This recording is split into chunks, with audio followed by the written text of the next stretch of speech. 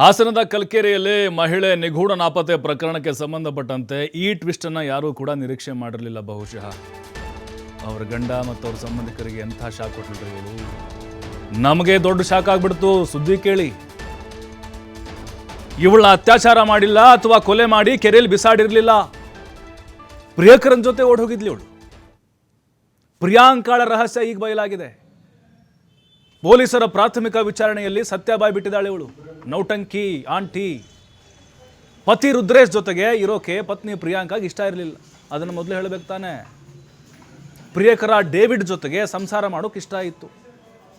ಹೀಗಾಗಿ ಪ್ಲಾನ್ ಮಾಡಿ ಡೇವಿಡ್ ಜೊತೆಗೆ ಓಡಿ ಹೋಗ್ತಾಳೆ ಪ್ರಿಯಾಂಕಾ.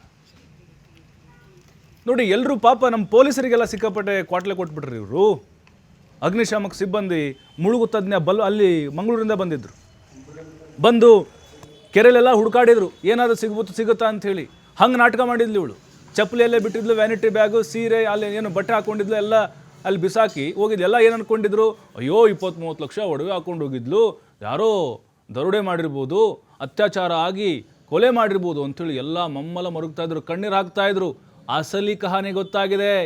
ಪ್ರಿಯಕರನ್ ಜೊತೆಗೆ ಓಡಿ ಹೋಗಿದ್ದಾಳೆ. ಎಲ್ಲರೂ ಬಾಯಿ ಮೇಲೆ ಬೆಳ್ಳಿಟ್ಕೊಂಡಿದ್ದಾರೆ ಈಗ. DSP ಹಾಸನ್ ದಿನ ನಾವು ಒಂದು ಸ್ಪೆಷಲ್ ಟೀಮ್ ಫಾರ್ಮೇಷನ್ ಮಾಡಿದ್ದೀವಿ. ಕಾಲ್ ಡೀಟೇಲ್ಸ್ ಮತ್ತೆ CCTV ನೋಡುವಾಗ ನಮಗೆ ಕೆಲವು ಕ್ಲೂಸ್ ಸಿಕ್ಕಿತ್ತು.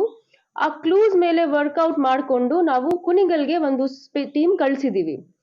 ಅಲ್ಲಿ ನಮಗೆ ಅವರು ಸಿಕ್ಕಿದ್ದಾರೆ, ಅವರು ಸುರಕ್ಷಿತ ಇದ್ದಾರೆ, ಬದುಕಿದ್ದಾರೆ. ಅವರಿಗೆ ರಿಕವರ್ ಮಾಡಿಕೊಂಡು ನಾವು ಇಲ್ಲಿ ವಾಪಸ್ ಬಂದಿದ್ದೀವಿ. ಈಗ ಎನ್ಕ್ವೈರಿ ನಡೀತಾ ಇದೆ. ಅಷ್ಟೇ. ಒಬ್ರು ಪರಿಚಿತ್ ಅವರು ಮನೆಗೆ ಇದ್ರು. ಅವರು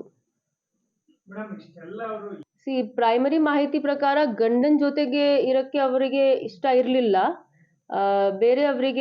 ಬೇರೆಯವರ ಜೊತೆಗೆ ಸಂಸಾರ ಮಾಡಲಿಕ್ಕೆ ಅವರದು ಪ್ರೈಮರಿ ಮಾಹಿತಿ ಪ್ರಕಾರ ಪ್ಲಾನ್ ಇತ್ತು. ಅದಕ್ಕೆ ಈ ತರ ಅವರು ಮಾಡಿದ್ದಾರೆ.